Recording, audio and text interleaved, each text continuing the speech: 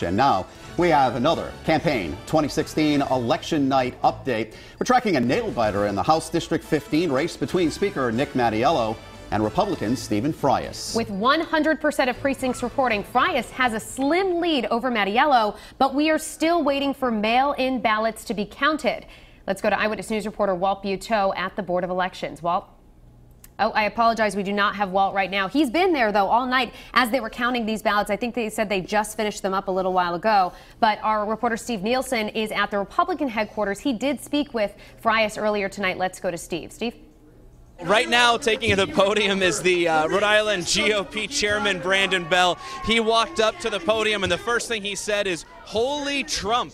This crowd is very excited right now with how the presidential run's going, but they all joked about it for a brief second because they were all been distracted tonight by the Frias-Mattiello battle that's been going on and who's really in the lead. Despite Frias having right now the current lead, what happens with those mail ballots is so interesting. We had spoke with Frias first when he first walked in here about an hour ago, and he had said that he didn't even have a speech prepared for tonight because he had either an acceptance speech or a consolation speech. When he walked up to the podium, the first thing he said is, "I guess this is my wait and see speech." He's very proud, he said, of the campaign he's run, and he says no matter what, he's proud that he's been able to, quote, make the speaker do something.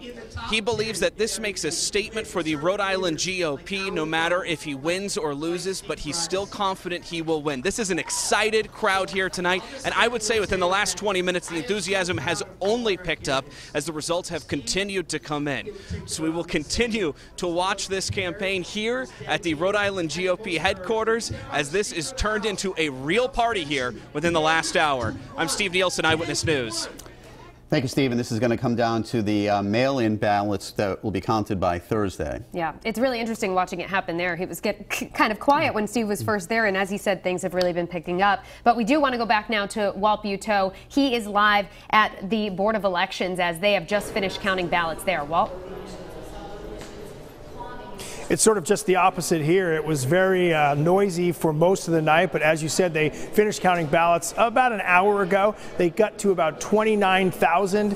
They have 45,000 applications for mail-in ballots. They do not know if that's how many ballots they have to count totally, but it's very labor intensive, as you saw earlier tonight, and so they will continue tomorrow. And one issue we're told is while they have the ballot, they may not have the application for the ballot. They have to have both before they can count them, and they will not put any of the counted votes into the total number of votes until they have counted all of them. So they may have as many as 15,000 more votes to count tomorrow, and we're told it very well could run into Thursday.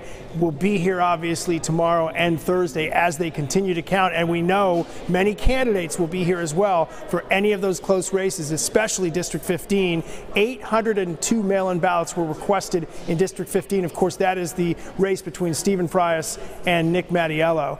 802 ballots requested. We don't know how many actually were mailed in, but they will begin counting those with the rest of the ballots, and then again, we won't know the final results until possibly sometime Thursday. We'll send it back to you.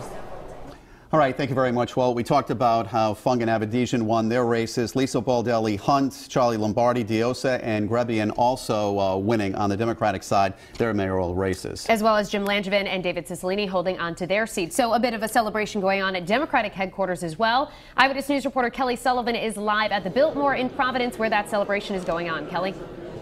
Well, Shannon and Mike, I just spoke with the Democratic chairman, Joe McNamara. He also won his re-election for District Seat 19. Now, he is claiming that House Speaker Nicholas Mattiello won his seat, so he said we'll have to come down to the mail-in ballots tomorrow. But he's saying he's very confident that he won his seat as well this evening, so we'll have to wait and see on that one tomorrow. Again, as you mentioned, Congressman Cicilline and Langevin winning their re-elections as well, and the Democratic chair telling me that it was a successful night for the Democrats. They picked up some seats, and there are some small upsets, but he said he'll have to wait and see when the numbers come in late tonight or early tomorrow morning. But again, we had a lot of speakers here this evening. Many have come and they have left, and now many people are just watching this presidential race. For now, reporting live with the Providence Mobile Newsroom, Kelly Sullivan, Eyewitness News. Thank you very much, Kelly, and we're going to be back with another update at 10:55 on WPRI 12 as we continue with campaign 2016 coverage.